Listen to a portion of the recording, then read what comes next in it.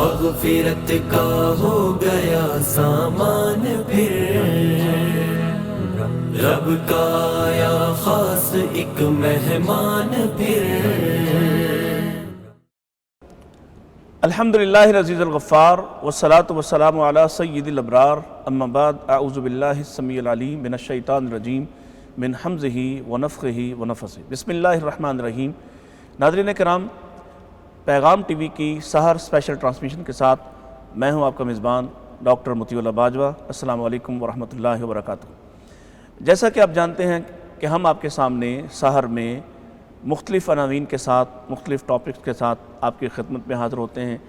ہماری کوشش ہوتی ہے کہ ایسے عنوانات منتخب کیے جائیں جو میری اور آپ کی معاشرتی زندگی میں رہنمائی جن کے لیے ضروری ہو، یا جن معاملات میں ہم سمجھتے ہیں کہ ان میں ہم روٹین میں ہی ہمیں یہ درپیش ہوتے ہیں، مسائل، مشکلات درپیش ہوتی ہیں، اور اس پر ہمارے ہاں بات کم کی جاتی ہے، یا بات کی جاتی ہے تو ایک روایتی انداز سے کی جاتی ہے۔ چونکہ ہمارے پاس ایسے مہمان ہوتے ہیں الحمدللہ جو آپ کو مختلف زاویوں سے سمجھانے کی صلاحیت بھی رکھتے ہیں، اللہ تعالیٰ نے ان کو علم سے بھی نوازا ہوتا ہے۔ آج کا عنوان اور آج کا موضوع والدین کے حقوق۔ اللہ تعالیٰ نے قرآن مجید میں اپنا حق بیان کرنے کے بعد، یعنی اس کے ساتھ کسی کو شریک نہ ٹھہرایا جائے، یہ اللہ کا وہ سب سے بڑا اور بنیادی حق ہے جس پر اللہ کے ہاں کوئی رعایت نہیں۔ قرآن مجید نے یہ بات بھی واضح کر دی کہ جو شخص اللہ تعالیٰ کے اس حق پر ذرا سی بھی کمی بیشی کرے گا، وہ بالکل اس کے بارے میں معافی کی کوئی گنجائش باقی نہیں ہوگی۔ لیکن ساتھ ہی جو دوسرا حکم دیا ہے، وَبِالْوَالِدَيْنِ احسانًا، والدین کے ساتھ احسان کرنا، والدین کے ساتھ محبت سے پیش آنا، ان کا احترام کرنا، ان کی خدمت کرنا۔ یہ اتنا بڑا موضوع ہے اور اس پر ہمارے ہاں بہت بات کی جاتی ہے، لیکن کچھ ایسے ضابطے ٹوٹ جاتے ہیں۔ مثلا صرف ماں کے حوالے سے بات کی جاتی ہے، باپ کے حوالے سے بات ہی نہیں کی جاتی۔ یہ بڑا ہم نے اس میں ایک بے ضابطگی محسوس کی ہے۔ اسی طرح ماں کی خدمت یا ماں کی محبت، اس کے لیے بعض اوقات پھر جو ہم دیکھتے ہیں کہ دیگر حقوق میں کچھ نہ کچھ کمی بیشی کی جاتی ہے۔ تو اسی طرح کچھ سوالات میرے ذہن میں ہیں، کچھ یقیناً آپ کے ذہن میں ہوں گے، اور ان کی نمائندگی بھی میں ہی کروں گا۔ اور ہمارے پاس ان سوالات کے جواب دینے کے لیے دو معزز شخصیات ہمارے سیٹ پر موجود ہیں، تشریف فرما ہیں ہمارے ساتھ۔ فضیلت الشیخ ڈاکٹر عبدالباسط فہیم، آپ سابق مدرس ہیں مسجد نبوی کے، اور آپ نے جامعہ اسلامیہ مدینہ منورہ سے اپنی ڈاکٹریٹ مکمل کی ہے۔ آپ ہمارے سیٹ پر تشریف لائے۔ ڈاکٹر صاحب السلام علیکم۔ وعلیکم السلام۔ کیسے ہیں آپ؟ خیریت سے؟ الحمدللہ۔ سے ٹھیک ہے آپ؟ جی بالکل۔ آپ نے بہت وقت عنایت فرمایا، اور اسپیشلی آپ اسلام آباد سے تشریف لائے۔ ہمارے ساتھ آج ہمارے دوسرے معزز مہمان، بہت ہی خوبصورت شخصیت، نوجوانوں کی تربیت آپ کے ہاتھ میں، آپ استاذ ہیں university of engineering and technology Lahore میں، اور مجھے یہ شرف بھی حاصل ہے کہ آپ لوگوں کے استاد ہیں لیکن میرے کلاس فیلو ہیں، جناب پروفیسر ڈاکٹر حافظ ظاہر لطیف۔ السلام علیکم ورحمۃ اللہ۔ وعلیکم السلام۔ خیریت سے آپ سب؟ جی الحمدللہ۔ آج دیکھ لیں، میں میزبان ہوں اور آپ مہمان ہیں، اور بہت ساری باتیں جو آج میں آپ سے سوال کروں گا تو میں ممتحن کے طور پر سوال نہیں کروں گا، بالکل ایک عامی آدمی کی صورت میں آپ کے سامنے گزارشات پیش ہوں گے۔ بہت شکریہ، آپ تشریف لائے۔ ڈاکٹر صاحب، آپ سے شروع کرتے ہیں گفتگو کو۔ والدین، جیسا کہ میں نے اپنی بات میں شروع میں کہا کہ اللہ تعالیٰ نے اپنا حق بیان کیا، وَقَضَىٰ رَبُّكَ أَلَّا تَعْبُدُوا إِلَّا إِيَّاهُ وَبِالْوَالِدَيْنِ إِحْسَانًا۔ اس کی مناسبت کیا ہے؟ اتنا بڑا حق اللہ کا، اور پھر زمین کے رشتوں کے حوالے سے اگر بات کی تو والدین کی بات کی ہے۔ الحمدللہ والصلاة والسلام علی رسول اللہ، اما بعد۔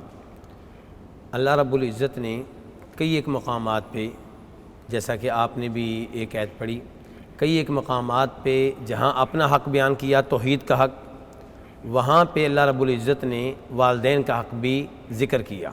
سبحان اللہ۔ مناسبت کیا ہے اللہ تعالیٰ بہتر جانتے ہیں، لیکن محسوس یہ ہوتا ہے کہ اللہ رب العزت ہمارے خالق ہیں، اس لیے ہم سب پہ اللہ رب العزت کا حق ہے۔ ٹھیک۔ اور والدین دنیا میں آنے کے لحاظ سے ہمارے وجود کا سبب ہیں، ٹھیک، ذریعہ ہیں، صحیح، ان کے ذریعے ہماری ولادت ہوئی ہے۔ ٹھیک۔ تو اس لیے اللہ رب العزت نے اپنے حق کے بعد ان کا حق ذکر کیا، یعنی کہ حقوق اللہ میں اللہ کا حق، حق توحید، اس کا نمبر سب سے پہلے ہے، اور بندوں کے حقوق میں سب سے پہلا حق والدین کا ہے۔ ٹھیک۔ اللہ رب العزت ارشاد فرماتے ہیں وَاعْبُدُوا اللَّهَ وَلَا تُشْرِكُوا بِهِ شَيْئًا وَبِالْوَالِدَيْنِ إِحْسَانًا۔ ٹھیک، یہ سورہ نساء ہے کہ اللہ کی عبادت کرو، اللہ کے ساتھ کسی بھی چیز کو شریک نہ کرو، اور والدین کے ساتھ حسن سلوک کرو۔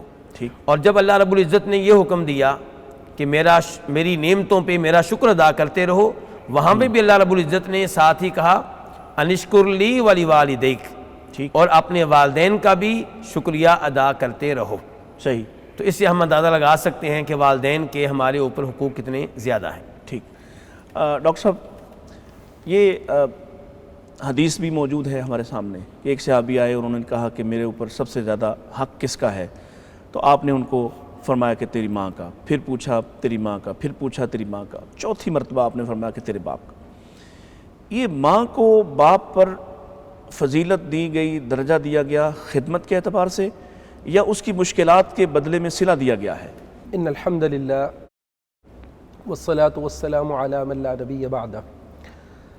دیکھیے جی، بلا شبہ ماں کا رول ایک بچے کی تخلیق کے سلسلے میں، اس کے ساتھ اس کی زندگی میں ہر لمحے میں، ہر لحظے میں معاونت کے سلسلے میں باپ کے مقابلے میں بلا شبہ بہت زیادہ ہے۔ صحیح، لیکن اس سے یہ ہرگز لازم نہیں آتا کہ ہم باپ کے رول کو نگیٹ کر رہے ہیں۔ ٹھیک، اس لیے کہ فائنینشیل جو ڈیوٹیز ہیں، نیڈز ہیں، وہ بیسکس جس کے اوپر ہم کہتے ہیں کہ ہر چیز کی جو بیک بون ہے، وہ کسی بھی سیٹ اپ میں اس کا معاشی نظام ہے۔ ٹھیک، تو معیشت ہے، باپ ارننگ کرتا ہے، کماتا ہی ہے، تو معاملہ آگے بڑھتا ہے۔ لیکن نو ڈاؤٹ کہ معاشی سسٹم بھی موجود ہو، اس کو مینج کرنے والا، چیزوں کو سنبھالنے والا نہ ہو تو رول پلے نہیں ہو سکتا۔ دیکھیے قرآن مجید نے اس حوالے سے بڑی اہم بات کی ہے۔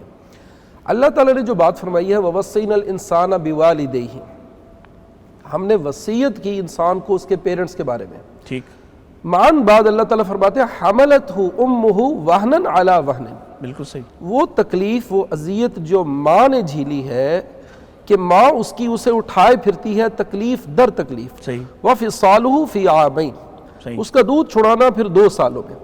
دیکھیے ایک تو وہ بوجھ پہلے اٹھائے پھرتی ہے اپنے بطن کے اندر 9 ماہ تک، ٹھیک، اور پھر یہ کہ دیکھیے کہ میڈیکل سائنس ہمیں یہ بتاتی ہے کہ بچہ اپنی ڈائٹ لے لیتا ہے۔ ماں کو اپنی ڈائٹ پراپر اور پرفیکٹ رکھنا ضروری ہے، اگر وہ نہیں رکھتی تو اسے بہت ساری کمزوریاں، کمیاں لاحق ہوتی ہیں۔ ٹھیک، پھر دیکھیے کہ اللہ تعالیٰ نے فرمایا دوسرے مقام پر وَوَضَعَتْهُ كُرْهًا، پھر اس کو جنم دیتی ہے زندگی موت کی کشمکش میں مبتلا ہو۔ صحیح، پھر فرمایا کہ وَحَمْلُهُ وَفِصَالُهُ فِي عَامَيْنِ، سورہ لقمان کے اندر یہ الفاظ ہیں۔ وہ پہلے والے الفاظ جو میں نے بتائے سورۃ الاحقاف کے ہیں، یہ سورہ لقمان کے اندر یہ الفاظ کا اضافہ کہ اس کی ماں جو ہے دودھ چھڑاتی ہے 2 سالوں میں۔ گویا پیدائش کے بعد جو ہے وہ ماں کا کنٹریبیوشن ختم نہیں ہو گیا، سیم اسی طرح سے ماں کی تکالیف، پہلے ماں کی صلاحیت ہے بچہ اس کے بطن کے اندر سے سک کر رہا ہے، پھر اس کے بعد ماں کی فیڈنگ کا جو پروسیجر ہے، اس کے بعد ماں کی پھر صلاحیت سک کر رہا ہے۔ ٹھیک، سو دس ون کہ ماں گرمی ہے، سردی ہے، دھوپ ہے، چھاؤں ہے، وہ راتوں کو جاگ جا کر بچہ 10 مرتبہ بھی جاگتا ہے۔ سو ماں کا کنٹریبیوشن اس معاملے میں بہت زیادہ ہے، بہت زیادہ۔ سو دس از دا ریزن کہ اللہ کے رسول نے فرمایا امک امک امک، دین چوتھے نمبر پر فرمایا ابو کا۔ ٹھیک، یہاں پر ایک اور بڑی دلچسپ بات میں آپ کے سامنے رکھنا چاہتا ہوں کہ حضرت ابن عباس رضی اللہ عنہ کے پاس ایک شخص آتا ہے یمن سے چلتا ہوا۔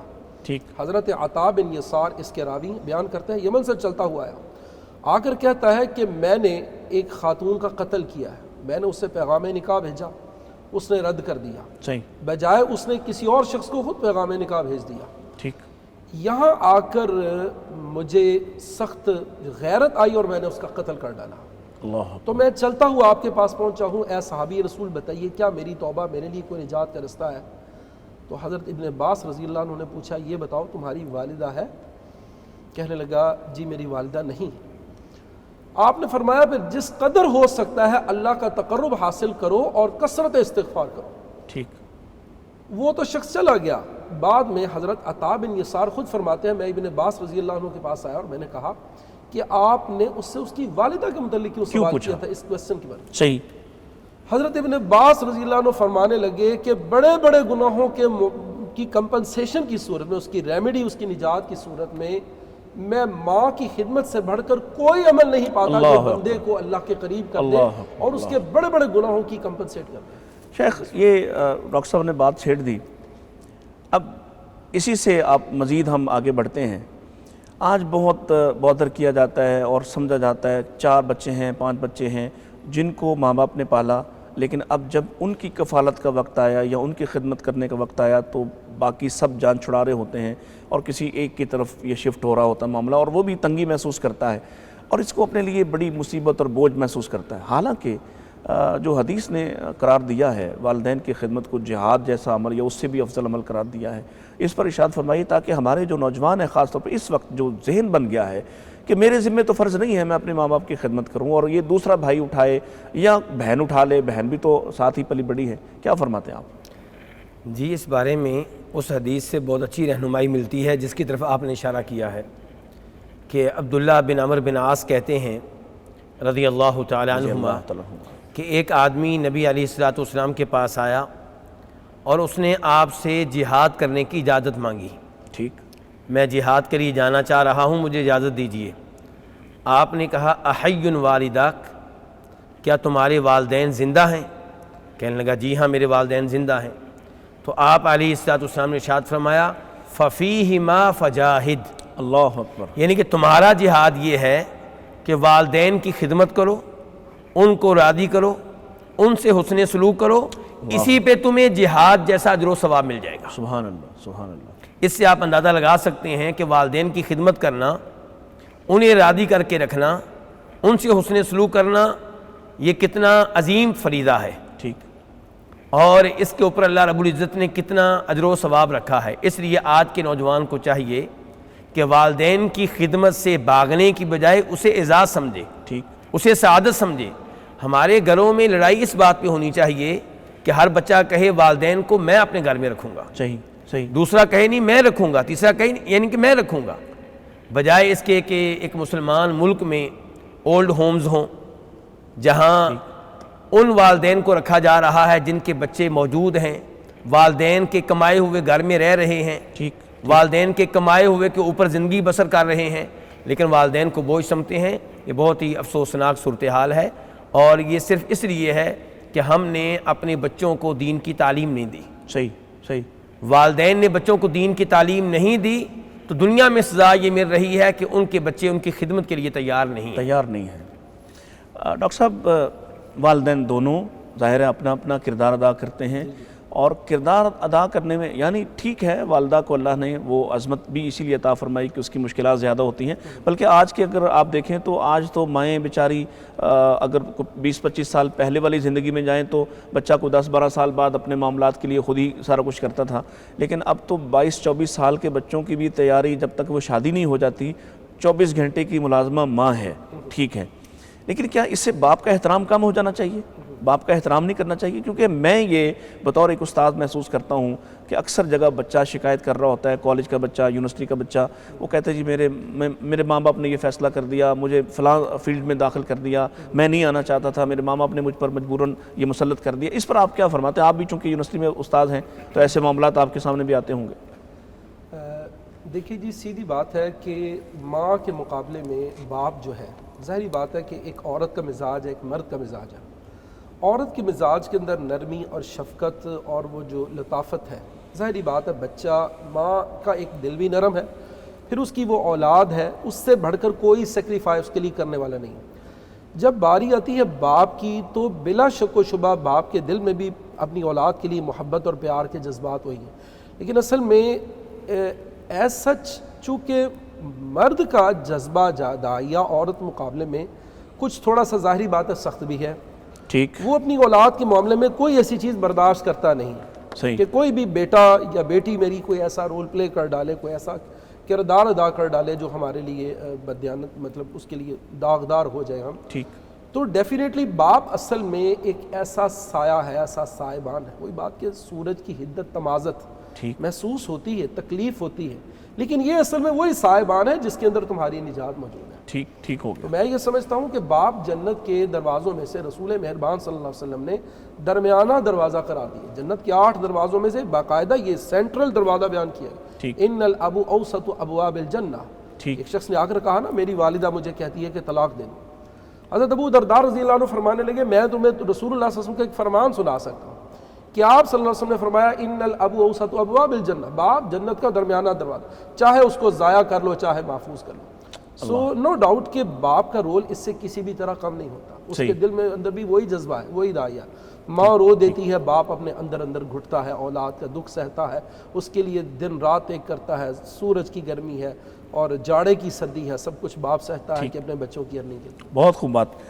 ناظرین آپ تیاری کر رہے ہوں گی سحری کی، اور ساتھ ساتھ آپ ہماری طرف بھی اپنے کان کو اور تھوڑی دیر اپنی آنکھوں کو لگائے رکھیں، کیونکہ دونوں معزز شخصیات ماشاءاللہ ان کی زیارت کرنا بھی ایک نیکی ہے. اور پھر یہ جو موضوع ہم آج ڈسکس کر رہے ہیں یہ گویا ہر گھر کی کہانی ہے، لیکن اس کہانی کو مزید آگے بڑھاتے ہیں ایک وقفے کے بعد. ہمارے ساتھ رہیے گا. مغفرت کا ہو گیا سامان پھر، رب کا آیا خاص ایک مہمان پھر. مغفرت کا ہو گیا سامان پھر، رب کا آیا خاص ایک مہمان پھر. ویلکم بیک ناظرین، آپ دیکھ رہے ہیں پیغام ٹی وی کی سحر اسپیشل ٹرانسمیشن، اور ہمارے ساتھ موجود ہیں ڈاکٹر عبدالباسط فہیم اور ڈاکٹر حافظ ظاہر لطیف. اللہ تعالیٰ ان دونوں احباب کی زندگی میں برکت فرمائے. بہت خوبصورت گفتگو ہو رہی ہے. ڈاکٹر صاحب آپ کی طرف آتے ہیں. قرآن مجید نے کہا کہ نہ تو ان کو اف کہنا ہے ولا تنہرہما، اور نہ ان کو کوئی جھڑک دینا ہے. ایک تو اس کا فرق بیان فرمائیں کہ اف کہاں سے شروع ہوتا ہے اور تنہرہما کہاں سے شروع ہوتا ہے. اور ساتھ ہی میں چاہوں گا کہ وہ جو حدیث میں آتا ہے کہ اس آدمی کی ناک خاک آلود ہوئی جس نے اپنے والدین کو گالی دی، تو اس پر بھی ارشاد فرمائیں اپنے ماں باپ کو کون گالی دیتا ہے؟ جی گزارش یہ ہے کہ اللہ رب العزت قرآن حکیم میں ارشاد فرماتے ہیں فلا تقل لہما اف ولا تنہرہما، کہ آپ اپنے والدین سے اف بھی نہ کہیں اور ان کو ڈانٹیں نہیں. دونوں کے لیے کہا؟ دونوں کے لیے کہا. جی تقل لہما کے لیے؟ جی بالکل، یہ والد کے لیے بھی ہے والدہ کے لیے بھی ہے. ہوتا یہ ہے کہ جب والدین بوڑھے ہو جاتے ہیں تو بچے ان کو بوجھ سمجھنا شروع کر دیتے ہیں. اللہ اکبر. کیونکہ والدین جب بوڑھے ہوتے ہیں تو کئی دفعہ ان کا معاملہ بھی بچوں کی طرح ہوتا ہے. ٹھیک.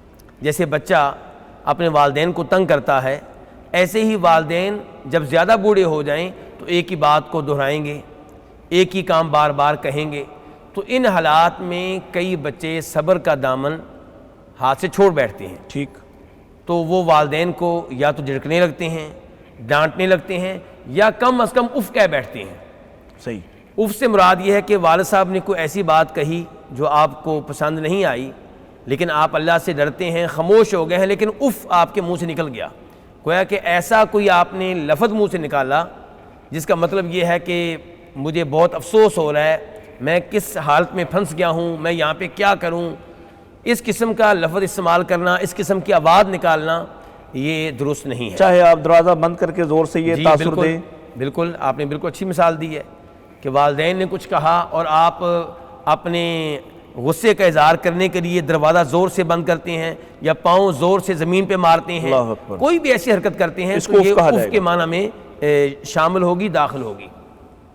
اور جہاں تک تعلق ہے جھڑکنے کا، وہ تو صاف صاف آپ انہیں جھڑکتے ہیں، ڈانٹتے ہیں، ابا جی خاموش ہو جائیں، ابا جی چپ ہو جائیں. تو ان کے اوپر آواز بلند کرنا اور انہیں کچھ سمجھانا لیکن اونچی آواز سے، یہ درست نہیں ہے. اللہ تعالیٰ کہتے ہیں وَقُلْ لَهُمَا قَوْلًا كَرِيمًا. ٹھیک. اگر آپ سمجھتے ہیں کہ والد صاحب کا کوئی موقف درست نہیں ہے تو آپ بڑے ہی پیار کے ساتھ، محبت کے ساتھ، تواضع کے ساتھ، عاجزی کے ساتھ ان سے درخواست کریں گے کہ ابا جی یہ بات آپ نہ کریں، مناسب نہیں ہے. ٹھیک ہے. ٹھیک ہے. لیکن انہیں ڈانٹنا یا ان کے سامنے کوئی ایسی آواز نکالنا، کوئی ایسی حرکت کرنا جس سے ان کو تکلیف پہنچے، یہ بالکل جائز نہیں ہے. صحیح.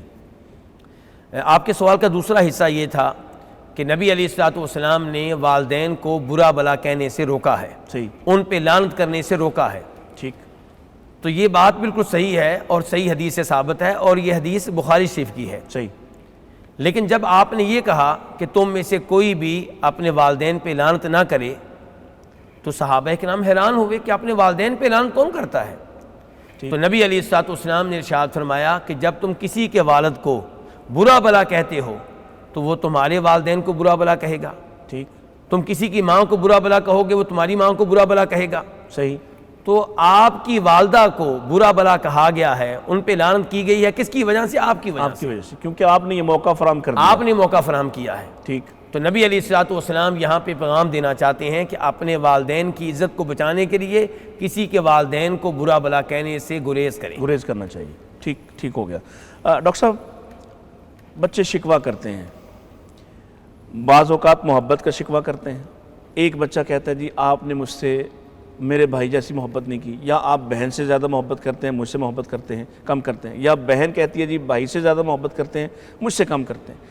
اور یہ الزام والدین پر لگا دینا کہ آپ نے انصاف نہیں کیا، میں چاہتا ہوں کہ یہ چونکہ ہر گھر کی کہانی ہے، اب بچے شکوہ کر رہے ہوتے ہیں، یہ شکوہ کرنا والدین کے ساتھ کیا ناانصافی ہے؟ کیا والدین اس کے ضرور ان کو الزام دیا جا سکتا ہے اس طرح کا کوئی؟ دیکھیے جی، اس میں کوئی شک نہیں، ہماری سوسائٹی میں اس نوعیت کے وقوعات بہت زیادہ ہوتے ہیں۔ ٹھیک، بلکہ یہاں پر میں سٹارٹ لوں گا نبی کریم صلی اللہ علیہ وسلم کی زندگی کے ایک واقعہ سے۔ صلی اللہ علیہ وسلم۔ آپ علیہ الصلاۃ والسلام کے پاس ایک صحابی بیٹھے ہیں، اس دوران ان کا بیٹی آتی ہے، چھوٹی بچی آئی، ٹھیک، چلتی ہوئی آئی اور آ کر اپنے باپ کے پاس بیٹھ گئی، باپ نے پکڑا، پیار سے بٹھا لیا سائڈ میں۔ ٹھیک، کچھ دیر بعد اس کا بیٹا چلتا ہوا آیا بھاگتا، باپ نے اسے پکڑا، چوما اور اپنے اوپر بٹھا لیا۔ اللہ اکبر۔ نبی کریم صلی اللہ علیہ وسلم نے جب یہ منظر دیکھا، آپ نے فرمایا تم نے ان دونوں میں انصاف نہیں کیا اللہ کے بندے۔ اس میں کوئی شک نہیں کہ پیرنٹس کی جانب سے شکایات بالکل موجود ہے، ٹھیک، لیکن رہ گئی بات کہ اب پیار محبت میں فرق، دیکھیے جی یہ فطری سی بات ہے کہ باپ کا رجحان لگاؤ کسی ایک کی طرف ہو سکتا ہے۔ صحیح، ایک بچہ لائق ہے، باپ کی بات بھی مانتا ہے، اطاعت شار، فطری طور پر باپ کا رجحان اس کی طرف ہوگا۔ ٹھیک، جو بچہ اس نہج پہ نہیں ہے اس میں فرق آ سکتا ہے، لیکن پیرنٹس کو اس معاملے میں بہت احتیاط کا مظاہرہ صحیح، کرنا چاہیے، صحیح، اور اگر وہ ایسا کرتے ہیں تو ڈیفینیٹلی اللہ کے ہاں مجرم ہوں گے۔ تو میں یہ سمجھتا ہوں کہ بچوں کو اس معاملے میں اگر بچے ایسا کر ڈالتے ہیں، اس کی ریزن کیا ہے؟ سچی بات یہ ہے کہ بچوں کی تربیت میں ذرا بھی کمی نہیں کرنی چاہیے، ہمیں پیرنٹس کو لا محالہ ضرور کچھ وقت دینا چاہیے، انہیں حقوق و فرائض، اسلامی معاملات سمجھانے چاہیے، ٹھیک۔ اسلامک ایتھکس کی تربیت جو ہے وہ خود سے کرنی چاہیے۔ میں اصل میں پوچھ رہا یہ چاہ رہا تھا کہ کیا اولاد اپنے والدین کا شکوہ کر سکتی ہے، چاہے ان کے سامنے کرے، چاہے ان کی عدم موجودگی میں کرے؟ میں یہ سمجھتا ہوں کہ اگر شکوہ بنتا ہے تو کیا تو جا سکتا ہے، لیکن اس میں ادب احترام کا معاملہ انتہا درجے کا ہونا چاہیے۔ ٹھیک، دیکھیں یہاں پر وہ ایک مشہور محدث ہیں، عبداللہ ابن عون کا ذکر ملتا ہے کہ ایک دفعہ ان کی والدہ نے انہیں پکارا، انہوں نے فوراً جلدی میں اونچی ہی آواز میں ان کو رسپونڈ کر دیا، بعد میں اس بات پر اتنا شرمندہ ہوئے کہ میں نے بلند آواز سے اسی طرح ماں کو جواب دے دیا۔ اس کی تلافی کمپنسیشن کے لیے انہوں نے 2 غلام آزاد کیے۔ ٹھیک، میں یہ سمجھتا ہوں کہ اگر وہ شکوہ ایسا بنتا ہے تو ازراہ ادب اور بہت احترام سے، بہت پیار محبت کے پیرائے کے اندر سے انہیں بات تو کی جا سکتی ہے، چاہے کہ آپ اندر ہی اندر کڑتے چلے جائیں، مس کنسیپشن بھی ہو سکتی ہے بعض اوقات، والدین اس کو جواب دے دیں گے بیٹا ایسا نہیں، معاملہ ایسا ہے۔ ٹھیک۔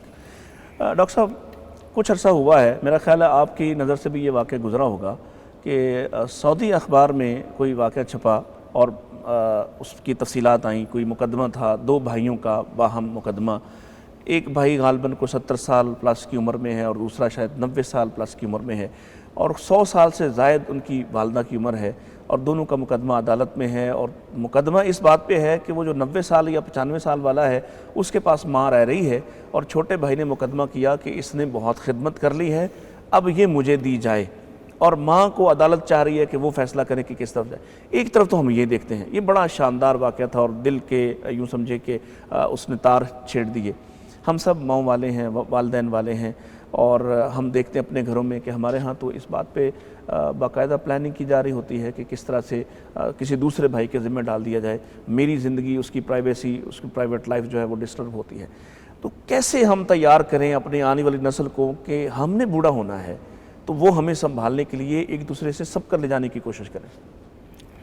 جی، اس کے لیے معاشرے میں شعور عام کرنا ہوگا والدین کے مقام و مرتبہ کے بارے میں، اور یہ بتانا ہوگا کہ والدین کو اگر آپ اپنے گھر میں رکھتے ہیں، اگر آپ ان کی خدمت کرتے ہیں تو آپ کو کیا ملنے والا ہے دنیا میں اور کیا ملنے والا ہے آخرت میں۔ صحیح۔ اگر آپ اپنے والدین کو راضی کرتے ہیں تو اللہ رب العزت آپ پہ راضی ہوگا. بالکل صحیح. اگر آپ والدین کو ناراض کرتے ہیں تو اللہ رب العزت آپ پہ ناراض ہو جائے گا. ٹھیک. جب یہ چیز بچوں کو معلوم ہوگی تو یقیناً ہمارے معاشرے میں بھی ایسا مقابلہ شروع ہو سکتا ہے کہ ہر بچہ کہے کہ میں اپنے والدین کی خدمت کروں گا. ٹھیک. اس کے لیے قرآن و حدیث کی نصوص معاشرے میں عام کرنے کی ضرورت ہے، سکولوں کی سطح پہ، مدارس کی سطح پہ، یونیورسٹیوں کی سطح پہ. صحیح. جناب ابو ہریرہ رضی اللہ تعالیٰ عنہ، ان کا تعلق اپنی والدہ سے مثالی تھا. صحیح. جب بھی گھر میں آتے والدہ کو سلام عرض کرتے، والدہ کو دعائیں دیتے اور والدہ بھی ان کو دعائیں دیتی. ٹھیک. تو اس قسم کے واقعات، اور جیسا کہ وہ واقعہ جو آپ نے ذکر کیا ہے سعودی عرب سے تعلق رکھتا ہے، یہ واقعات ممبر و محراب پہ اور سکول میں، مدارس میں سنانے چاہیے تاکہ لوگوں میں جذبہ پیدا ہو، شوق پیدا ہو والدین کی خدمت. لیکن شیخ ایک مسئلہ ہے، بچہ تیار ہو گیا، یعنی بیٹا تیار ہو گیا. اب بیٹا تو کرنا چاہتا ہے، لیکن ہمارے ہی کچھ بھائیوں نے یہ تعلیم دینا شروع کر دی کہ جب وہ بہو لے کے آتے ہیں تو بہو پر خدمت کرنا لازم نہیں ہے، لہذا بہو گھر سے نکالنا چاہ رہی ہوتی ہے اور وہ چاہتی ہے کہ میں اس بوجھ سے چھٹکارا حاصل کر لوں. اس پر کیا کرے؟ جی بہت اچھا سوال ہے ڈاکٹر صاحب یہ آپ کا. یہ واقعی المیہ ہے، اور خصوصاً ان گھروں میں جو دین کی طرف منسوب ہوتے ہیں. بالکل صحیح. یہ المیہ ان گھروں کا المیہ ہے. میں پہلی بات میں ان لوگوں کے ساتھ ہوں کہ بہو پہ یہ واجب نہیں ہے کہ وہ اپنے سسر کی یا اپنی ساس کی خدمت کرے. ٹھیک ہے. لیکن اس کے ساتھ ساتھ خاوند پہ یہ واجب نہیں ہے کہ بیوی کی ہر خواہش کو پورا کرے. صحیح. اگر ہم واجب کا کھیل کھیلیں گے تو ٹھیک ہے، میں اپنی بیوی سے کہوں گا کہ ایک سوٹ تمہیں سردیوں میں لے کر دوں گا اور ایک گرمیوں میں. صحیح. اس کے علاوہ میں تمہیں کپڑے نہیں لے کر دوں گا. صحیح ہے. تمہارے بھائی کی شادی ہو رہی ہے، تمہاری بہن کی شادی ہو رہی ہے، میں ان کا ذمہ دار نہیں ہوں.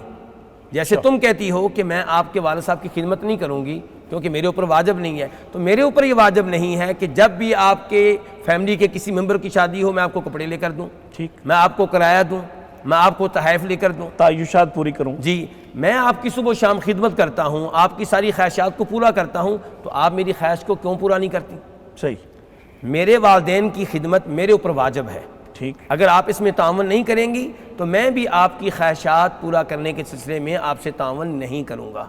تو جب آپ یہ موقف اپنائیں گے تو وہ سمجھ آئے گی کہ جیسے میرا خاوند میرے ساتھ حسن سلوک کر رہا ہے، مجھے بھی اپنے خاوند کو راضی کرنے کے لیے خاوند کے والدین کے ساتھ حسن سلوک کرنا چاہیے. ڈاکٹر صاحب آپ کیا کہتے ہیں اس پر؟ کیونکہ یہ بڑا اہم ایشو ہے اور یہی وجہ تنازع ہے. یعنی ہمارے گھروں کے یہ جو جوائنٹ فیملی سسٹم ہے، ہماری مجبوریاں بھی ہیں، ہمارے وسائل بھی کم ہیں، پھر ماں باپ کی ایک فطری خواہش بھی ہوتی ہے کہ ان کی اولاد ان کے گھر میں ان کے ساتھ رہے. انہوں نے ان کو پالا ہے، اپنا خون سے ان کو سینچا ہے، لیکن آتے ہی سب سے پہلے، اور پھر جب ہم مذہبی لوگ ہم یہ کہہ رہے ہوتے ہیں کہ ان پر ذمہ داری عائد نہیں ہوتی، تو وہ خواتین بالکل بھی کوئی رعایت نہیں دیتی اور وہ چاہتی ہیں کہ کس طرح جی ممکن ہو کہ ماں باپ کو گھر سے دھکیل دیا جائے.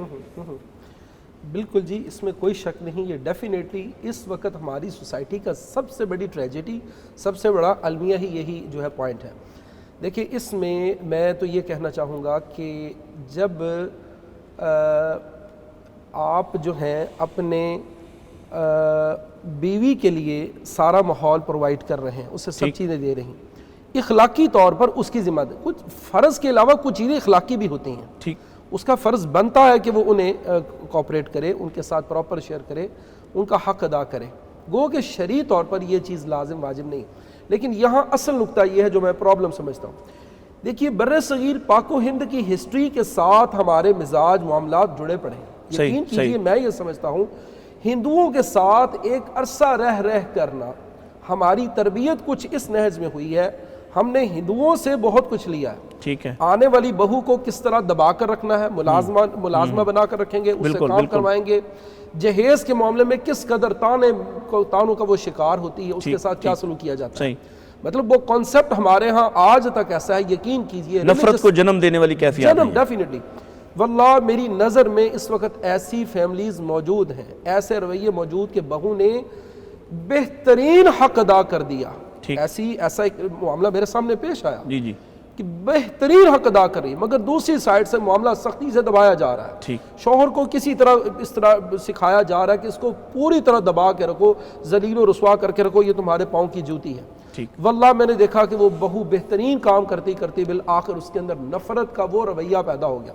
سچی بات یہ ہے پیرنٹس کی اس معاملے میں تربیت کی ضرورت ہے۔ ٹھیک اگر ایسا ہو جائے تو یقین کریں یہ سوال ہی پیدا نہ ہو۔ میں آپ کی بات سے یہ سمجھا ہوں کہ یہ باہمی معاملہ ہے، اگر آتے ہی ساس ماں کا اصلی رویہ اختیار کر لے تو ممکن ہے کہ بہو کے اندر یہ حجاب پایا جائے کہ پھر وہ اپنی ماں کو کیسے اس سے الگ ہو جائے، کیونکہ جیسے وہ اپنے ماں باپ کے بارے میں سوچتی ہے ایسے ہی وہ سسر اور ساس کے بارے میں تب سوچے گی جب وہ جہیز والی بات نکل جائے، جب وہ تنگ کرنے والی بات نکل جائے، جب لوگوں کے سامنے رسوا کرنے والی بات نکل جائے۔ ناظرین یہ بڑی اہم بات ہے، ڈاکٹر زاہد صاحب نے اور ڈاکٹر عبدالباسط صاحب نے بڑی شاندار اس پر روشنی ڈالی ہے۔ دیکھیے ہمارے اپنے رویے بھی ہمیں بعض اوقات مسائل کا شکار کر دیتے ہیں۔ والدین اگر اپنے بچوں کو جب ان کی شادی کرتے ہیں تو ان کو کچھ لبرٹی دینا چاہیے، کچھ انہیں سہولت پرائیویسی دینا چاہیے۔ ہاں جہاں مجبوری ہے، مثلا کوئی ایک ہی بچہ ہے، اور یہ بات بھی میں کہہ دیتا ہوں کہ اگر ایک بیٹا ہے تو پھر تو اس کی مجبوری ہے کہ وہ اپنے ماں باپ کو کس کے دروازے پہ چھوڑ سکتا ہے، لیکن اگر 3 4 5 بھائی ہیں تو کسی ایک کی ذمہ داری نہیں ہے۔ ہم بعض اوقات اس رویے کا شکار ہوتے ہیں کہ ایک بھائی اگر سنبھال رہا ہے تو دوسرا کوئی درمیان میں آنے کی کوشش نہیں کرتا، کیونکہ اس کے گھر میں اویلیبل ماحول نہیں یا یہ صورتحال ایسی نہیں ہے کہ وہ اپنے ماں باپ کو وہاں رکھ سکے۔ کچھ نہ کچھ آپ بوجھ بانٹیں تاکہ ایک آدمی پر ہی بوجھ نہ پڑے۔ مزید اسی طرح کی بہت ساری باتیں ابھی ذہن میں آ رہی ہیں اور سوالات بن کر اپنے دونوں مشائخ کے سامنے رکھوں گا، لیکن ایک وقفہ لیتے ہیں، آپ بھی وقفہ لیجئے اور ہمارے ساتھ رہیے۔ مغفرت کا ہو گیا سامان پھر، رب کا آیا خاص ایک مہمان پھر، مغفرت کا ہو گیا سامان پھر، رب کا آیا خاص ایک مہمان پھر۔ ویلکم بیک ناظرین، آپ دیکھ رہے ہیں پیغام ٹی وی کی سحر اسپیشل ٹرانسمیشن، اور سحری کا وقت ہے، کھانے کا وقت ہوا چاہتا ہے، اور مجھے اندازہ ہے اس وقت کہ آپ ظاہر ہے یہ جلدی ایک وقت ہوتا ہے، لیکن آپ تھوڑی آواز اونچی کر لیں اور یہ باتیں سنتے جائیے، اس لیے کہ یہ ہر گھر کا مسئلہ ہے اور ہر گھر کو اس تربیت کی ضرورت ہے اور مستقل بنیادوں پہ ضرورت ہے۔ اس لیے کہ جب ہم تذکیر کرتے ہیں، بار بار یاد دہانی کرتے ہیں تو ہمیں یاد رہتا ہے انسان ایسا بھلکڑ ہے کہ یہ تو اگر اس کو ایک دن یہ بات یاد نہ کروائی جائے تو دوسرے دن بھول جاتا ہے۔ ڈاکٹر صاحب میں اس بات کی طرف آتا ہوں کہ والدین کا احترام کرنا چاہیے۔ والدین نہیں ہیں تو ان کے دوستوں کا، ان کے بہن بھائیوں کا، یا ماں کی بہن کا، ماں کی سہیلی کا کیسے احترام کیا جا سکتا ہے، ان کا حق کیسے ادا کیا جا سکتا ہے والدین کے جانے کے بعد، اور زندگی میں بھی حق ادا کرنا چاہیے اور اس کے بعد بھی، اس کی کیا ترتیب ہوگی؟ جی ڈاکٹر صاحب بہت اچھا سوال ہے آپ کا۔ والدین موجود ہوں یا فوت ہو چکے ہوں، ٹھیک، دونوں صورتوں میں والدین کے دوستوں، رشتہ داروں کا خیال رکھنا چاہیے۔ ٹھیک ہے، آپ اپنے والد صاحب کے بھائیوں کا خیال کریں، آپ اپنے والد صاحب کے دوستوں کا خیال کریں، آپ اپنی والدہ کی بہن یعنی خالہ کا خیال رکھیں، اور اپنی والدہ کی سہیلیوں کا خیال رکھیں۔ صحیح، ان کی عزت کئی طرح سے ہو سکتی ہے، مثال کے طور پہ ان سے سلام دعا رکھنا، ٹھیک، ان کا حال پوچھنا، ان کو کوئی نہ کوئی تحفہ دے دینا۔ ٹھیک، ہم یہ نہیں کہتے کہ آپ اپنی حیثیت سے بڑھ کر تحفہ دیں، صحیح، لیکن اصل مقصود یہ ہے کہ آپ ان کے دل میں سرور داخل کریں، خوشی داخل کریں۔ صحیح، صحیح، تو اس کے لیے کوئی بھی طریقہ اپنایا جا سکتا ہے۔ میں یہاں پہ آپ کے سامنے ایک بہترین نمونہ رکھوں گا جو صحابہ کرام میں سے جناب عبداللہ بن عمر نے پیش کیا رضی اللہ تعالی عنہما۔ ٹھیک، عبداللہ بن عمر مدینہ مکہ کے سفر میں تھے اور ان کے ساتھ عبداللہ بن دینار رحمہ اللہ تھے۔ اللہ اکبر، ٹھیک، عبداللہ بن دینار کہتے ہیں کہ راستے میں ایک اعرابی جناب عبداللہ بن عمر سے ملا۔ صحیح، عبداللہ بن عمر نے خود اسے سلام کیا، سلام کرنے کے بعد اپنا گدھا بطور تحفہ اور ہدیہ اسے دے دیا۔ اچھا، عبداللہ بن عمر راستے میں اونٹنی بھی رکھتے تھے اور گدھا بھی۔ ٹھیک، جب اونٹنی پہ بیٹھے بیٹھے تھک جاتے تو پھر گدھے پہ سوار ہو جاتے تاکہ اونٹنی کو بھی آرام مل جائے اور خود وہ بھی سواری تبدیل کر کے تھوڑی سی راحت لے لیں۔ صحیح، یہ گدھا انہوں نے تحفہ کے طور پہ اس عرابی کو دے دیا۔ ٹھیک، سر پہ جو امامہ تھا وہ اتارا، وہ بھی اس عرابی کو دے دیا۔ اللہ اکبر، جب وہ عرابی چلا گیا تو عبداللہ بن دینار کہتے ہیں ہم نے کہا اصلحک اللہ، اللہ رب العزت آپ پہ رحم فرمائے، اللہ رب العزت آپ کی اصلاح فرمائے. آپ نے یہ کیا کیا؟ اللہ یہ عرابی تھا، اس کو آپ معمولی سا ہدیہ دیتے بہت خوش ہو جاتا، بہت خوش ہو جاتا. اور آپ نے گدا بھی دے دیا، آپ نے امامہ بھی دے دیا. یہ آپ نے کیا کیا؟ صحیح. تو جناب عبداللہ بن عمر نے ان کی حیرانگی کو دور کرتے ہوئے کہا کہ میں نے نبی علیہ الصلوۃ والسلام سے یہ سنا تھا کہ والدین کے ساتھ حسن سلوک کرنے کا بہترین راستہ یہ ہے کہ والدین کے دوستوں کا اور والدین کے رشتہ داروں کا آپ خیال رکھیں. صحیح صحیح. تو یہ جو شخص تھا، یہ جو رابی تھا، یہ میرے والد صاحب کا دوست تھا. ٹھیک. بلکہ ایک روایت میں آتا ہے اس کا باپ میرے والد صاحب کا دوست تھا. صحیح. تو اس لیے میں نے اس کا خیال رکھا ہے، یعنی کہ میں نے اس کے ساتھ حسن سلوک کر کے اپنے والد صاحب کے ساتھ حسن سلوک کیا ہے. چچا اور خالہ جی. یہ دو رشتے، جی ان کے ساتھ بھی یہی رویہ جی رکھنا ان کا چاہیے. مقام و مرتبہ اسی لیے ہے والدین کی وجہ سے. صحیح. چچا کو مقام و مرتبہ ملا ہے والد کی وجہ سے، بلکہ حدیث شریف کے الفاظ ہیں کہ العم بمنزلۃ الاب، کہ اللہ. چچا باپ کے قائم مقام ہوتا ہے. اور ایسے ہی دوسری حدیث میں آتا ہے الخالۃ بمنزلۃ الام، خالہ جو ہے وہ ماں کے مقام و مرتبہ پہ ہوتی ہے. صحیح. تو والدین کا احترام کریں. اس کا ایک طریقہ یہ ہے کہ والد صاحب کی بھائیوں کا احترام کریں تاکہ والد صاحب کو خوشی ملے. ٹھیک. والدہ کی بہنوں کا خیال رکھیں تاکہ والدہ کو خوشی ملے، چاہے وہ دنیا سے جا چکے ہوں تب بھی آپ ان کے ساتھ یہ حسن سلوک کرتے رہیں. صحیح. ڈاکٹر صاحب ایک اور چیز بڑی اہم ہے، والدین وفات پاتے ہیں تو ہر کوئی کوشش کرتا ہے کہ وہ اپنے والدین کے لیے کچھ نہ کچھ کرے. وہ اس وقت چونکہ دل بھی نرم ہوتے ہیں، یا بعد میں بھی بعض اچھے جو بیٹے ہیں یا جو گھرانے والے ہیں وہ ان کے ایصال ثواب کے لیے مختلف کوششیں کرتے ہیں. کچھ تو ایسی کوششیں ہیں جو ظاہر ہے شریعت کے دائرے سے بعض اوقات وہ بالکل متصادم ہوتی ہیں. لیکن کیا کرنا چاہیے اپنے والدین کی وفات کے بعد، ماں کے جانے کے بعد، باپ کے جانے کے بعد، کہ ان کو ہم بہترین کوئی تحفہ دے سکیں یا ان کے لیے کوئی اجر و ثواب جو ہے وہ اللہ تعالیٰ سے حاصل کر سکیں، ان کی بخشش کا کوئی سامان کر سکیں؟ کیونکہ ہمارے ناظرین کو آپ یہ ضرور بتائیں کہ بہت ساری ایسی من گھڑت چیزوں کی طرف خاص طور پہ لوگوں نے توجہ زیادہ کر لی، اور جو مشروع یا منصوص چیزیں ہیں ان کی طرف توجہ نہیں ہے. بے شک، بلا شبہ بہت اچھی بات آپ نے کی، اور یہ بڑی ضروری ہے کہ آج ہم اپنے آڈینس کو، لوگوں کو، سب کو یہ بتائیں کہ والدین کے بعد ان کے لیے حقیقی تحفہ، صدقہ جاریہ، اصل رستہ ہمیں کیا اختیار کرنا ہے. صحیح صحیح. دیکھیے اس ضمن میں نبی کریم صلی اللہ علیہ وسلم کا ایک فرمان میرے ذہن میں آ رہا ہے. آپ نے فرمایا ان ابر البر صلۃ المرء مع اہل ود ابیہ بعد ان یولیہ. ٹھیک. والدین کی وفات پا جانے کے بعد والدین کے دوست احباب کے ساتھ صلہ رحمی، ان سے تعلق کو قائم رکھا جائے. فرمایا ان ابر البر، نیکیوں میں سے سب سے بڑی نیکی ہے. ڈاکٹر صاحب نے جیسا کہ حضرت عبداللہ بن دینار کی موجودگی میں ابن عمر رضی اللہ عنہ کا وہ واقعہ پیش کیا، اس سے اٹیچ ہے. تو بہت بڑی ابر البر نبی کریم صلی اللہ علیہ وسلم نے فرمایا. ٹھیک. کہ جیسا کہ نبی کریم صلی اللہ علیہ وسلم اپنی جو ہے والدہ سیدہ آمنہ کے بعد ام ایمن کے ساتھ بہت نیکی کیا کرتے تھے، بہت زیادہ چل کر جاتے، ان کی ضروریات کا خیال رکھتے. اسی طرح ان کے بارے میں تو آپ کہا بھی کرتے تھے نا کہ ام ایمن امی بعد امی. بعد امی، بے شک میری ماں کے بعد اصل ماں میری یہ ہے. اللہ. ایون رسول خدا صلی اللہ علیہ وسلم کی رحلت کے بعد جناب ابو بکر و عمر دونوں چل کے جایا کرتے ام ایمن سے ملاقات کے لیے کہ رسول اللہ صلی اللہ علیہ وسلم اپنی والدہ کے منزلہ پہ رکھا، آپ نے ان کی جگہ پر رکھا اور ہم ان سے وہی ملاقات کریں. تو اسی طرح سیدہ خدیجہ رضی اللہ عنہ کی وفات کے بعد نبی کریم صلی اللہ علیہ وسلم ان کی سہیلیوں کو کوئی چیز آپ جب ڈسٹریبیوٹ کرتے، کوئی تحفہ ہے، قربانی کا گوشت ہے، آپ سیدہ خدیجہ کی سہیلیوں کو یاد رکھتے، ان کے گھروں میں بھیجتے. تو یہ ہے اصل میں. اچھا اب رہ گئی بات پیرنٹس کے ساتھ جو ہے ان کے وفات کے بعد. ایک بہت بڑی چیز وہ یہ ہے کہ اولاد کئی رستے ہیں، مشروع رستے، ان میں سے ایک ہے استغفار کرے کثرت سے اپنے والدین کے لیے. کیونکہ حدیث میں ہے کہ اللہ کے رسول نے فرمایا ان الرجل لترفع درجته فی الجنہ، ایک آدمی کا درجہ جنت میں بڑھا دیا جاتا ہے، اس کا رینک ایکسلنٹ ہو جاتا ہے.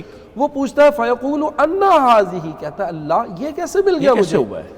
اسے بتایا جاتا ہے استغفار لولدک لک، تمہارے بیٹے، تمہاری اولاد کے تمہارے لیے استغفار کرنے کے باعث ایسا ہوا ہے. اس لیے اولاد کے لیے یہ بہت بڑی ڈیوٹی ہے کہ اپنے والدین کی بخشش کی دعا. دیکھیے ابراہیم علیہ السلام نے کیا کہا کہ ابا جان ٹھیک ہے آپ مجھے تھریٹ کریں، لئن لم تنتہی لارجمنک وہجرنی، مار ڈالوں گا تمہیں پتھر مار مار کے. सलामुन अलैक, अब्बा जान आप पर सलामती हो, मैं आपके लिए बख्शिश मांगता ही रहूंगा अल्लाह ताला से जब तक मुझे अल्लाह ताला रोक नहीं देगा। और ऐसा ही हुआ, जब तक कुफर में मौत नहीं वाक़ हुई अल्लाह ताला ने उस वक्त तक रोका नहीं। अच्छा, उसमें एक ये है कि पेरेंट्स की वफ़ात के बाद सबसे बेस्ट भी ये है, नबी करीम सल्लल्लाहु अलैहि वसल्लम ने फरमाया पानी को सदका जारी के तौर पर जारी किया जाए, पानी का सदका दो, बेहतरीन सदका। अल्लाह के रसूल मेरी वालिदा वफ़ात पा गई, क्या करूँ? फरमाया पानी बेहतरीन सदका है।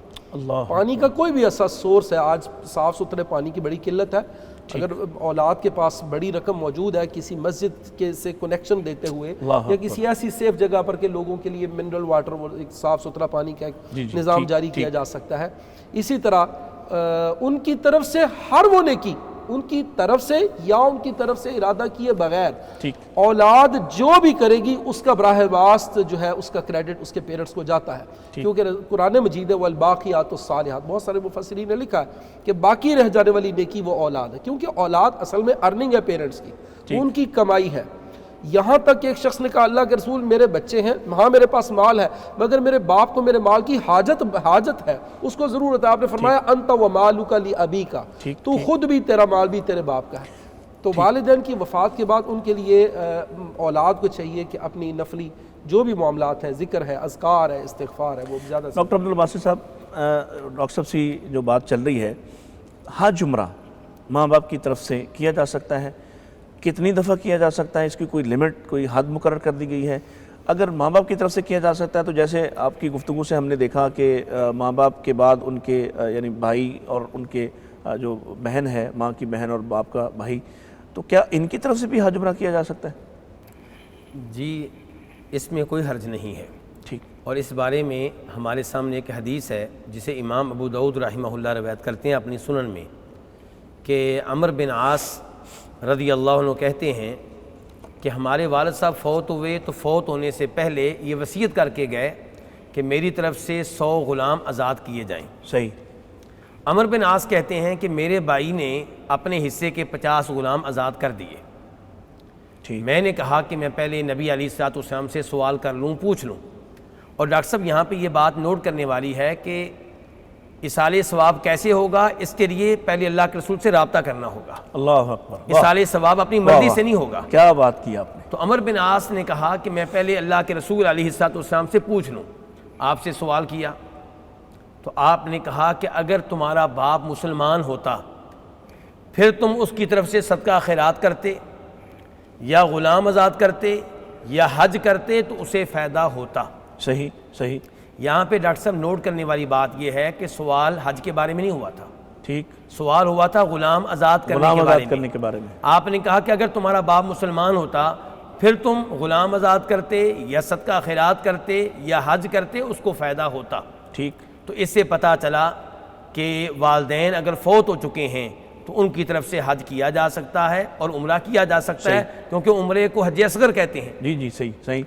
लेकिन यहाँ पे ये बात मालूम रहे कि एक हज एक की तरफ से होगा, ऐसा नहीं है कि एक हज आप कहें दोनों की तरफ से है। ठीक। एक हज आप करेंगे या वालिद की तरफ से या वालदा की तरफ से, फिर दूसरा हज करेंगे उनमें से किसी एक की तरफ से।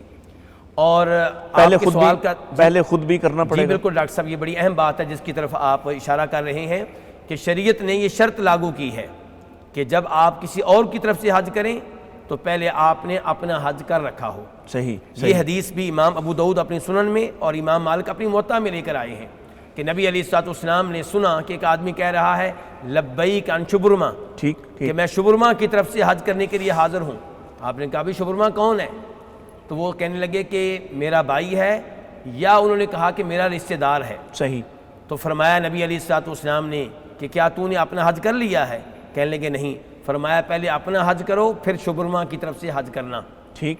डॉक्टर साहब देखिए, यहाँ पे ये आदमी नियत कर चुका था शुबरमा की तरफ से हज करने की, लेकिन जब आपने अपना हज नहीं किया तो किसी की तरफ से हज करना मुफीद नहीं होगा, इसलिए आपने वो नियत ख़त्म करवाई। ठीक ठीक। और आपने कहा पहले अपना हज करो फिर शुबरमा की तरफ से हज करना। और डॉक्टर साहब यहीं से हमें आपके सवाल के दूसरे हिस्से का जवाब मिल रहा है जी, कि आप वालिदैन के साथ साथ वालिद साहब के किसी दोस्त की तरफ से भी हज कर सकते हैं अगर वो फौत हो चुका है। अल्लाह अकबर। वालिद साहब के भाई की तरफ से हज कर सकते हैं अगर वो फौत हो चुका है। ठीक। क्योंकि यहाँ पे ये आदमी किसकी तरफ से हज कर रहा था? अपने भाई की तरफ से या किसी रिश्तेदार की तरफ से? تو اس سے پتہ چلا کہ اس معاملے میں وسعت موجود ہے، گنجائش موجود ہے۔ ٹھیک۔ تو اگر ہم یہ چاہتے ہیں کہ ہم اپنے والدین کے ساتھ ان کے فوت ہونے کے بعد حسن سلوک کریں، تو ہمیں چاہیے کہ ان کی طرف سے صدقہ خیرات کریں، ان کی طرف سے حج کریں، ان کی طرف سے عمرہ کریں۔ ٹھیک ہے لیکن ان سب سے پہلے درجہ جو ہے وہ دعا کا ہے۔ جی، دعا کا عام طور پہ دیکھا گیا کہ بچے دعا پہ اتنی توجہ نہیں دیتے جتنی حج پہ دیتے ہیں، حالانکہ قرآن و حدیث میں زیادہ نصوص دعا کی ہیں۔ صحیح ہے، صحیح۔ ڈاکٹر صاحب وقت ختم ہو گیا، بڑی معذرت، لیکن میں چاہ رہا ہوں کہ ایک سوال میں آپ سے جاننا چاہ رہا تھا اور مختصر سے آپ سے جواب چاہوں گا۔ یہ جو بدبخت لوگ ہیں، بدبخت اولاد ہے، یہ کیا کرتے ہیں؟ یعنی اپنے ماں باپ کی نافرمانی کرنے والے، ان کو گالی دینے والے، ان کو جھڑکنے والے، ان کے بارے میں کوئی ایک مختصر سا پیغام میں چاہوں گا کہ آپ ہماری نوجوان نسل کو خاص طور پہ دے دیں۔ مختصر سا پیغام یہ ہے کہ یہ نوجوان نسل اپنے آپ کو آج اپنے خود کو آج سے 20 سال بعد دیکھیں کہ یہ جو معاملہ کیا جا رہا ہے یہ 20 سال بعد یہی میرے ساتھ پیش آئے گا۔ تو سو کر بھلا تو ہو بھلا والی بات ہے، جو آج کرو گے وہی وقوع یہ خوب بات کہی آپ نے کہ کر بھلا سو ہو بھلا۔ آپ دونوں احباب کا شکریہ، ڈاکٹر صاحب آپ کا، آپ اسلام آباد سے تشریف لائے ہمارے پروگرام کے لیے، اللہ تعالیٰ آپ کو اس کی بہترین جزا عطا فرمائے، اور ڈاکٹر حافظ ظاہر لطیف صاحب آپ کا بھی بہت شکریہ، اور شاید ہم کوشش کریں کہ نیکسٹ بھی آپ کو کوئی تھوڑی بہت زحمت دیں، آپ کی مصروفیات کا ظاہر ہمیں اندازہ ہے، اللہ تعالیٰ آپ کو اس کی بہترین جزا عطا فرمائے۔ ناظرین وقت ختم ہو گیا ہے، اور دعا پر جانے سے پہلے میں بس جاتے جاتے ایک دو بات آپ سے کہنا چاہتا ہوں۔ آج آپ نے سنا بہت سے پہلو ابھی ایسے ہیں جو تشنہ رہ گئے، بہت سے سوالات ایسے ہیں جو میرے اور آپ کے ذہن میں ہو سکتے ہیں اور ابھی نامکمل رہ گئے، لیکن کام کی بات ڈاکٹر ظاہر لطیف صاحب نے جاتے جاتے جو کہی ہے، کر بھلا سو ہو بھلا، حل جزاء الاحسان الا الاحسان، تو والدین کے لیے تو حکم دیا ہے وبالوالدین احسانا، ان کے ساتھ احسان کرنا ہے۔ یعنی احسان کا مطلب یہ ہے، عام طور پر جو بڑا معروف معنی ہے کہ جو کسی کا حق نہیں بھی ہے وہ بھی اس کو دیا جائے۔ تو ماں باپ ان کے حقوق ہی بہت زیادہ ہیں، لیکن اگر کہیں آپ کو لگے کہ وہ اپنے حق سے زیادہ طلب کر رہے ہیں یا ان کو ان کے حق سے زیادہ دیا جا رہا ہے، تو یہ بھی اصل میں آپ کو حکم دیا ہے کہ آپ ان کے ساتھ نیکی اور احسان کریں۔ کیسے نیکی اور احسان کریں؟ وہ جو ڈاکٹر عبدالباسط فہیم صاحب نے اشارہ فرمایا کہ سب سے بہترین تحفہ ان کے لیے یہ ہے کہ آپ ان کے لیے دعا کریں، اور دعا کا ادب بھی اللہ تعالیٰ نے خود سکھا دیا، اور یہ بات یاد کرنے والی ہے کہ ان کے لیے دعا کیسے کرنا ہے۔ حال ہی میں میری والدہ کچھ 4-5 ماہ پہلے وفات پائی ہیں۔ میں اپنا عمل نہیں بتانا چاہیے، لیکن میں آپ کے لیے اور اپنی نوجوان نسل کے لیے ایک پیغام کی صورت میں یہ ذکر کرنا چاہتا ہوں، اور اللہ تعالیٰ مجھے اس کی ہر طرح کی جو کیفیت ہے ریا کی اس سے محفوظ فرمائے۔ میرے والد جب 2006 میں فوت ہوئے تو میں نے سوچا کہ میں ان کے لیے کیا کر سکتا ہوں۔ میں جو کچھ کر سکتا تھا مالی طور پر وہ میں نے کیا، اور آپ کو بھی کرنا چاہیے، لیکن کوئی ایسا عمل جو میں مستقل اختیار کر لوں جس کا اجر اور فائدہ میرے باپ کو ہوتا رہے، تو میں نے اس وقت سے اپنی تشہد کی دعاؤں میں ایک مرتبہ یہ دعا پڑھنا شامل کر لیا، رب ارحمہما کما ربیانی صغیرا۔ اب جب میری والدہ فوت ہوئیں تو میں نے سوچا کہ اب کیا کروں، تو مجھے وہی بات یاد آئی کہ یہ سب سے بہترین بات ہے۔ ایک تو مجھے یاد رہے کہ میرے ماں باپ نے میرے ساتھ کیا نیکی کی، اور کیونکہ اس دعا کے اندر بندہ خود یاد کرتا ہے کہ اللہ تو ان پر ایسے رحم فرما، ایسے شفقت فرما، جیسے انہوں نے مجھے میرے بچپن میں پالتے ہوئے بہت ساری مشکلات برداشت کی اور مجھ پر شفقتیں لوٹائیں۔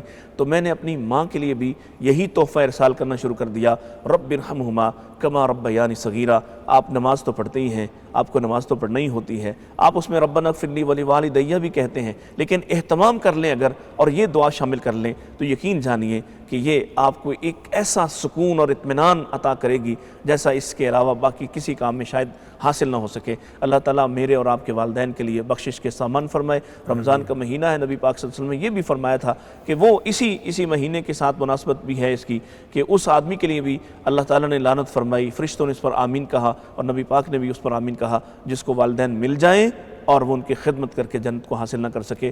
ہم دعا کے لیے درخواست کرتے ہیں ڈاکٹر عبدالباسط فہیم صاحب سے کہ وہ جاتے جاتے اس پروگرام کا اختتام دعا سے فرما دیں۔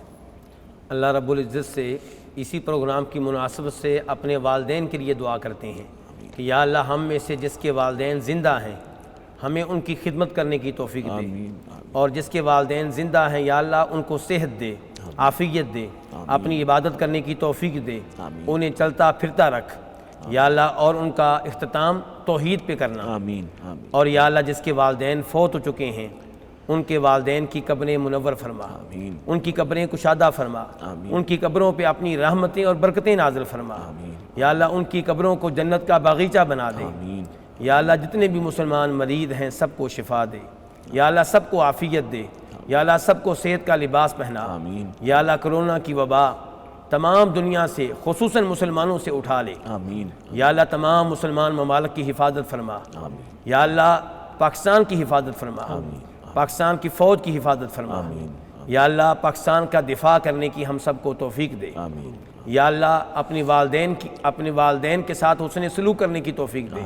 یا اللہ اپنی اولاد کی اچھی تربیت کرنے کی توفیق دے۔ وصلی اللہ تعالی علی نبینا محمد وعلی آلہ وصحبہ اجمعین۔ آ گیا رمضان، آ گیا رمضان، آ گیا رمضان، مغفرت کا ہو گیا سامان پھر،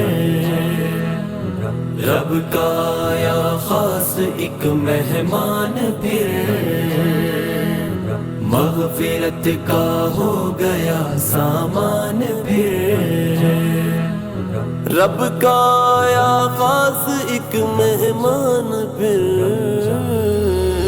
مغفرت کا ہو گیا سامان پھر،